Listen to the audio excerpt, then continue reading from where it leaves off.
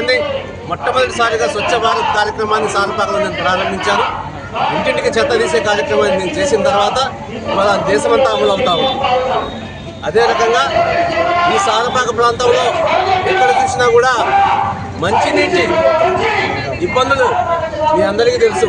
నేను రాకముందు ఆడవారి బిందెలతో వీధి దగ్గర గొడవలు చేసుకునే పరిస్థితి ఉండేది నేను గెలిచినప్పుడు. ఈ ప్రాంతంలో గోదావరి ఉండి గోదావరి నీళ్ళు తాగలేనటువంటి పరిస్థితి సారపాక గ్రామానికి ఉండే. దీనికోసం ప్రజలందరూ ఒంటి చేత్తో గెలిపించారు. 2 సార్లు గెలిపించారు. రెండోసారి గెలిచినప్పుడు ఇంటింటికి మంచినీళ్ళు ఇవ్వకపోతే ఎన్నికలకు రానని చెప్పాను. అదే రకంగా ఇంటింటికి మంచినీళ్ళు కార్యక్రమాన్ని ప్రారంభించిన తర్వాతే మళ్ళీ ఎన్నికల కోసం వస్తున్నాం. ఈ ప్రాంతం మొత్తం కూడా అన్ని రాష్ట్రాల నుండి అన్ని జిల్లాల నుండి ఉపాధి కోసం వచ్చినటువంటి ప్రజలు ఆ రోజు మా నాన్నగారు స్వర్గీయ ధరాతరాజు గారు చేతుల మీదుగా దాదాపు 3 కిలోమీటర్లు ఎటు చూసినా కూడా గ్రామం ఏర్పడ్డది. అనేక కాలనీలు పాత సారపాక మొదలుపెట్టి Basappa camp, Gandhinagar, Vijayanagaram, May Day colony, rickshaw colony, 4th class employees colony, ఇవాళ ఏది చెప్పడానికి ఈ సారపాకలో 30వ వంతు ప్రాంతాన్ని రాజుగారి చేతుల మీదుగా పంచారు. ఆ రోజు ఇచ్చినటువంటి ఈ స్థలాలు ఈ రోజున ఒక్కొక్కరికి 3,04,00,000 లక్షల రూపాయలు అయినది సెంటు. ఇవాళ సారపాకలో భూమి కొనాలంటే హైదరాబాద్లో కొన్నట్టే.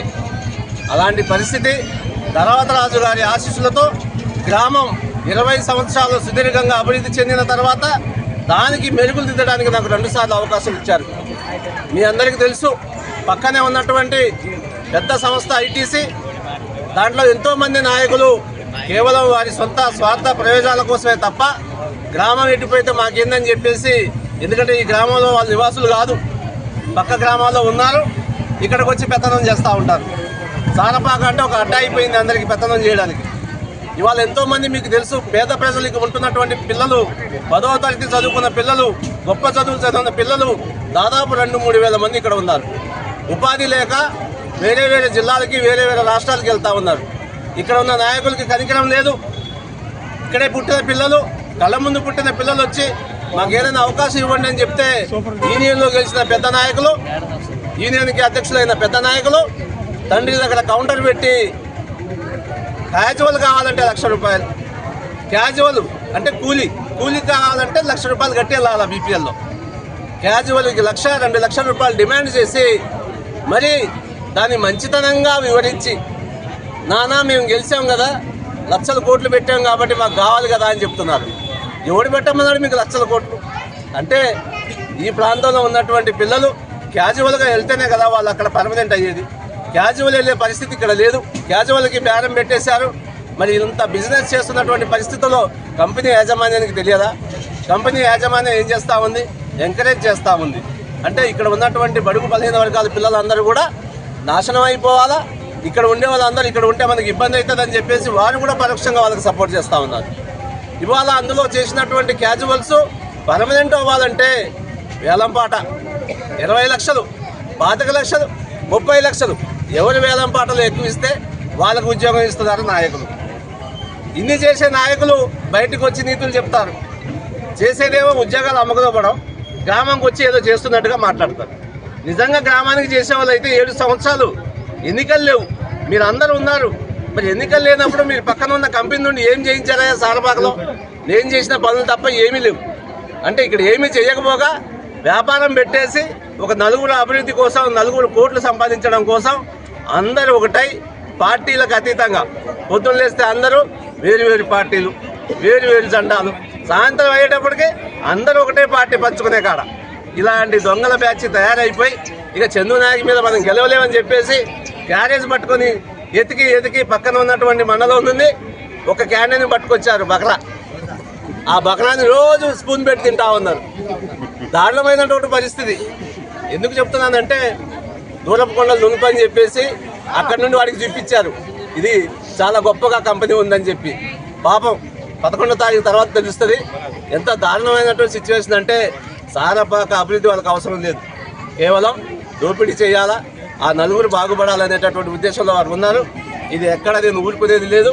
ఈ ప్రాంతంలో ఉన్నటువంటి మహిళలు ఆనాడు నేను ఉన్నప్పుడు మొక్కల పెంపకం మిచ్చాంబర్ దాదాపు 2-3 వేల మంది మహిళలు దాంట్లో పనిచేశారు. 2-3 వేల మంది మన సారపాక ప్రాంతంలో ప్రజలు పనిచేస్తూ ఉంటే నేను వెళ్ళిన తర్వాత వాళ్ళందరినీ లక్ష్మీపురం గ్రామానికి తరలించారు.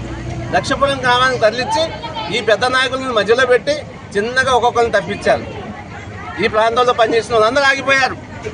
దూరం పోలేక వాళ్ళే ఆగిపోవాలని చెప్పేసి చేశారు. అంటే దాదాపుగా భర్తలు చనిపోయిన ఆడవాళ్ళకి ఎక్కడ అవకాశం లేకుండా ఏం చేయాలో అర్థం కాని పరిస్థితిలో దాదాపు నాకు తెలిసి 5-6 వేల మంది ఈ ప్రాంతంలో ఉన్నారు. నేను చెప్తున్నాను, ఇవాళ ఎన్ని నాటకాలు చేసినా ఈ ప్రాంతంలో మేము ఉన్నాం. మా ప్రాంతానికి న్యాయం చేశాక పక్కకి వెళ్ళాలా.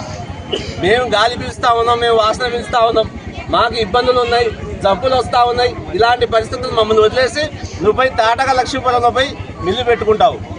గెలిచిన వెంటనే 4-5 వేల మందికి ఉపయోగపడే మిర్చాంబర్ని తీసుకొచ్చి సారపాకలు పెడతానని చెప్పేసి ఈ సందర్భంగా తెలియజేసుకుంటున్నాను. అదే రకంగా ఈ ప్రాంతంలో ఉన్నటువంటి యూత్ దాదాపు 3,000-4 వేల మంది యూత్ ఉన్నారు. గెలిచిన వెంటనే అందరినీ గ్యాదర్ చేస్తా. సారపాకలో పార్టీల అతీతంగా, కులాల అతీతంగా అందరినీ తీసుకుంటా. గేటు దగ్గరికి వెళ్తాం, అక్కడ సమావేశం పెడతాం, యాజమాన్యాన్ని పిలుస్తాం. ఇన్ని సంవత్సరాలుగా బతుకుతా ఉన్నాం, 3 తరాలు పోయినది.